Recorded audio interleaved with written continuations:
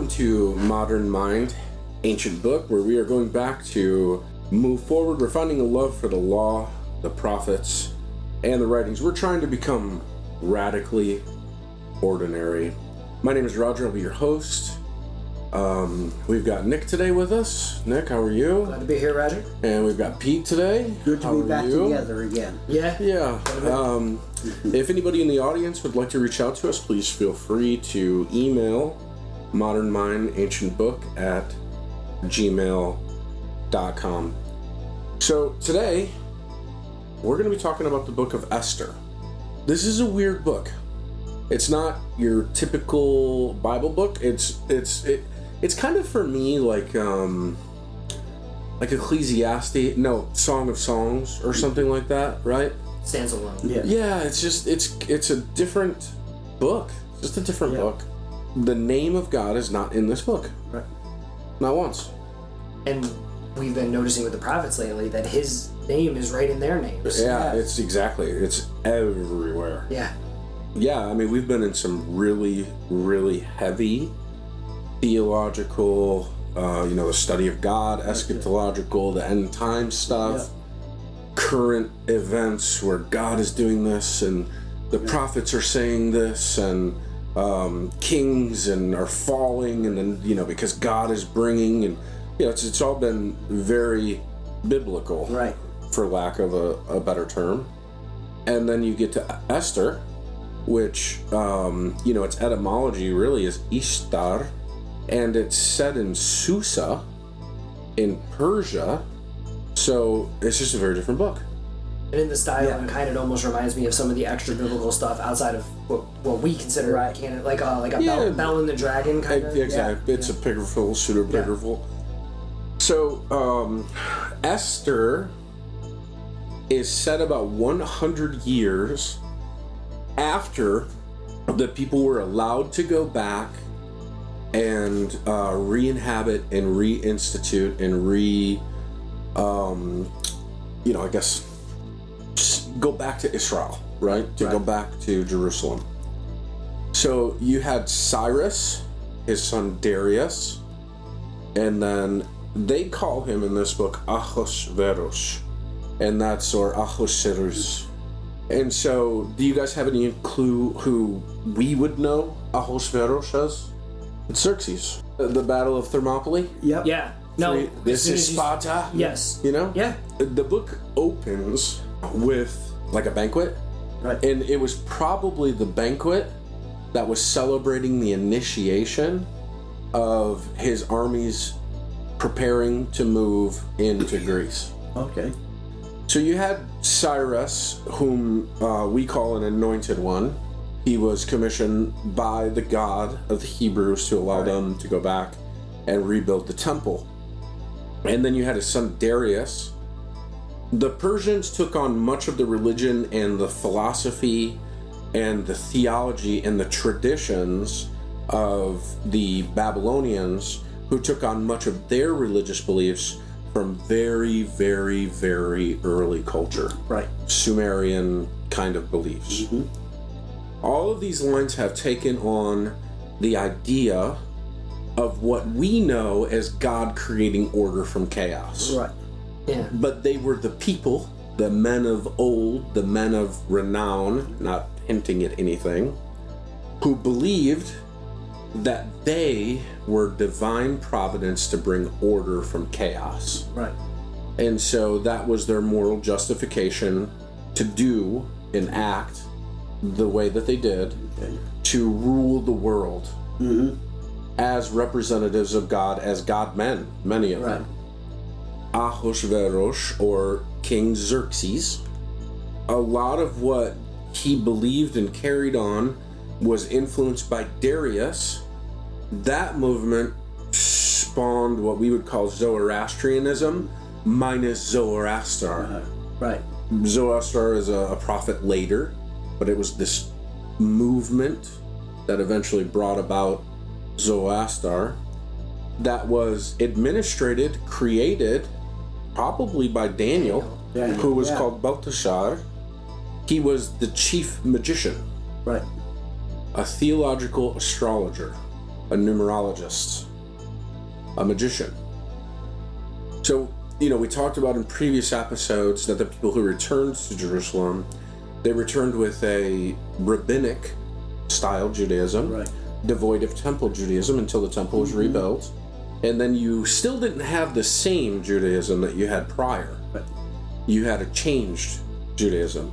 You had a Judaism that became very focused on the scribe. And so Israel very much adopted this and became a sort of academic version of itself. But it was something that was adopted and adapted from a much, much, much earlier culture. Esther's name in Hebrew is Hadassah, but she was called Esther. Ishtar, right? Right. So she adopted the ways of the Persians. Mm-hmm. These are people who did not return from the exile. They stayed in Persia. These are Persian Jewish people. Right. They had it good there. They were in leadership, basically. So why return? When Daniel's like second in command, having failed to destroy all of the Canaanites, has now brought real danger, because in Persia, Haman was a Canaanite, and so his desire to destroy the people by being second in command, being known as a wise man, and presenting in the court that the Jewish people were a danger to the nation because they don't conform, they don't follow the rules, they don't become part of the society, they remain separate. You see this, just a really, really interesting story that has a holiday associated with it. Yep. What's the holiday called? Purim, right? What does Purim mean? I thought I was doing good because I remember the name. It's casting lots. It's like gambling, right? It's dice. I'm in. Yep. God is orchestrating through history things that at one point will come to a head that were done long before, right? And so in this case, it's Mordecai having saved the king's life by overhearing a plot to kill him by some eunuchs. And so it was reported, the king was saved, but the man was never blessed. He was never recognized. And it's at that point that things really start to turn on the book. Well, in an honor and shame society like this would have been, that was a big thing. Oh, for him, a lot more than here in our time. Yeah. And it's, it's that motif, pride comes before fall. God despises the prideful, because Mordecai's desire to be honored assumed that honor was for him, and so he's the one who actually prescribed what would happen. And then it didn't happen to him. And then he builds gallows to hang Mordecai, but he's hung on it. I would call this wisdom literature, probably, right? I do think that it's historical, because we've seen these things happen. How did Israel get her land back? Providence. Right? The people were saved from certain death, and for no real good reason. Not an earthly reason. And we know that happened. It's recorded in history books. So I'm not really upset with believing this happened. And we'll do it sooner than later. We'll celebrate Purim. Have you ever celebrated Purim? Yes. Yeah. It's a time of like dressing up. It's a time of having fun. You smile, you rejoice, you're thankful. It's a time of remembering God's blessing and providence and celebrating this book. The book is read out loud, and the crowd responds, and it's like a party. The title of the book of Esther is titled after the principal character and the heroine, the woman hero of the drama. Her bravery, but based on the surety that God would bless her. And that's what changed the fate of Babylon as well.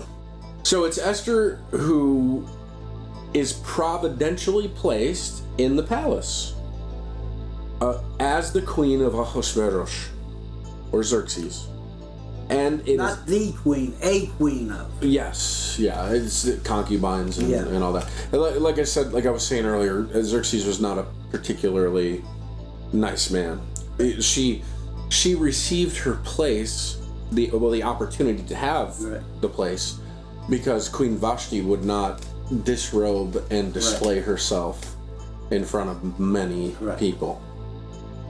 God is present and active, even when the people have not been faithful. That's exactly what I was thinking. It's almost like he remains God no matter what we do. Right. Because he honors his own word. Yeah.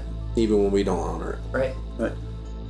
And that played out all the way through. In fact, one of my favorite points in biblical narration is when Noah comes off the boat and he offers a sacrifice, and God's like, they're evil, but I won't do this by water ever again.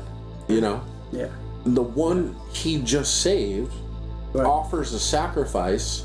He smells it and he's happy, but he goes, I know that their hearts are evil. Yeah. I know they're going to mess up sooner or later. Well, immediately following, men went and violated the autonomy of women. Right. Men went and violated the lives of others by taking them. They went and they built cities. They become wicked. The Tower of Babel is like right after that. Removed, yeah. You know, Gilgamesh or Nimrud or Sargon, whoever he was, if those are all three his names, was right after that. By the time we get to the New Testament, we're going to hear these phrases, prophetic and celestial and earthly, Son of Man and Son of God. We've already seen them, roughly. It's through men. Despite men. Despite men. That's right. It's Esther who must intercede with the king for the deliverance of the Jewish people. Right. We still have to act. Right? Right. I mean, that's another thing that is a motif. Faith without deeds is not true belief. Right. And Esther, even though she was marrying a foreign man in a foreign place, not properly practicing anything, her faithful deed made a large difference, a life and death difference in the world for Jewish people. One thought is, though, that I don't think marriage where she married Xerxes is the marriage we think of, really. She didn't have much choice. Oh, no. It wasn't a love relationship like we see marriage. No, and she couldn't necessarily say, no, I'm not going either, right? Because the king made a decree that all the beautiful young women will be in his palace. Yeah. It's not easy to gain the respect of a powerful man. She must have been something special. God created her specifically for that purpose. The authorship is a little bit difficult because there's no indication as to who wrote the Book of Esther. So, obviously an eyewitness, because the events are described. The person was obviously acquainted with Persian customs as well as Jewish culture. And some have suggested that it was actually Ezra or Nehemiah who recorded this, but there's no way to know. Yeah, right. Yeah, we go back to a society where scribes were recording everything, basically. That's right. It had become a norm to record basically everything. Yeah. I was thinking, because the author must have had some intimate knowledge of the conversations with Esther and with Mordecai. Right. Yeah. I'm not saying I know who the author was. I'm just putting this forward. Alexa. She's been listening. She was definitely listening. Okay, so the date of this book, it was probably written in the later years of Ahasuerus' reign. He reigned from 470 to 465 BC, or at the beginning of the reign of his son Artaxerxes, 464 to 424. Xerxes didn't have a long reign, did he? Mm-mm. Esther 10, 2 through 3 indicates that the book closes with the end of, we'll just call him Xerxes' reign. So a date of 465 BC is probably appropriate. The events of the book occurred over a 10-year period. Now that's an interesting thing. So when you read this book as, a modern mind, it might appear that this is all happening over the course of like a week. Yeah. Yeah. It definitely comes across that way. Yeah. It's very quick, condensed. But it's not. No. And that's why scholars believe it's very likely, it's very possible that the banquet was the beginning or the commencement of the preparation to go and battle with the Greeks. Right. Getting all the supplies ready. It took Xerxes a very long time to get ready to go and begin that, right? And historically, it would be a great festival to, declare that you are going to bring order and justice in yet another place. Right. It happened over about a 10-year period, and it closes with a reference to his reign in the past tense in chapter 10, verses 1 and 3. So this is during the Persian period of international domination, when many Jews had returned to rebuild Jerusalem and the temple precinct in response to the decree of Cyrus and the prophetic exhortation of men like Jeremiah, Isaiah, and Daniel. Remember, they were saying there would be a 70-year period, and then they would go back. Mordecai, Esther, and others remained behind in Persia, which providentially provided for the Jews to be able to take revenge on their enemies throughout the empire. The book opens with a reference to the third year of the reign of Ahasuerus, or Xerxes, who ruled from India to Ethiopia over 127 provinces. The king is given a massive banquet for all of his leaders. This may have been the great feast that he gave while planning for the invasion of the destruction of Greece. Herodotus, a Greek historian, records that it took him more than 4 years to prepare his military divisions for the invasion. He began his attack in 481 BC, which was designed to avenge the defeat of his father Xerxes, so Artaxerxes, by the Greeks at the Battle of Marathon. Xerxes had an initial victory at Thermopylae, as his great naval forces were able to defeat the Greeks.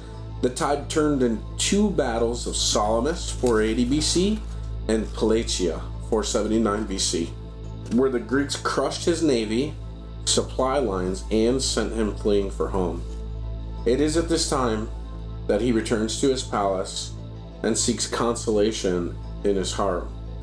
The disobedience of Vashti could not be tolerated in view of national defeats, and therefore he sought comfort with the selection of the new queen. The recipients of this, all over these provinces, it would have been all over, again, scribes, right? These books are recorded for these reasons. Israel, Jewish people, were able to avenge the desire to destroy them and take the wealth of those who decided that they would destroy them. And so this book would have been recorded and disseminated out there. Yeah. The edict for the Jews to defend themselves went out, and that edict is the thing that gives us the Feast of Purim, because they casted the lot and they won. And so, it became a national feast and international celebration. Both of these events had international impact in the Jewish community. The first recipients would have therefore been Jews living throughout the Persian Empire who had defeated their enemies. This book would have been given to the details of God's providential care. So you want to read this as if you are living at the time when the Jewish communities are enjoying a sense of liberation and freedom, like we mentioned earlier. This is good, their leadership, everything is cool. And they're allowed, under that edict of Xerxes, to kill tens of thousands of their enemies throughout the empire. So you're reading this so that you can understand the events that led up to the great victory, and you want to understand the background of the feast, which is now celebrated by Jews in every country. And even though the name of God is not mentioned in this book, you desire to see the hand of God as he reverses the evil plans against his people and turns them around for their good. So you are encouraged that God has not forgotten you as his people, but rather continues to protect and deliver those who trust in him. So what's the argument? The people of Yahweh must remain faithful to him so that they may preserve and prosper Abraham's seed according to his covenant promises. That's right. Which is still his promises today. This is about the Abrahamic covenant. Yeah. This is about encouragement, right? Hold fast. Hold fast to the name. Follow God. Follow the name. His covenant stands. Right. You are known, and he is sovereign. And he has given providential protection to his people, even under Gentile domination. Key verse is Esther 4:14. For if you remain silent at this time, relief and deliverance will arise for the Jews from another place, and you and your father's house will perish. And who knows whether you have not attained royalty for such a time as this. Woo, that's something to say to a young girl, isn't it? Yeah, it is. That is heavy stuff. But like you said, she's in this situation, doesn't necessarily have a lot of choice, but she had that assurance. Right. You can't be afraid. You are here for a time as this. Yes. So go. And then she did. She took courage and she went. Yes. And it would and should have cost her life. Yeah. But it didn't. God's providence. God's providence. That's right.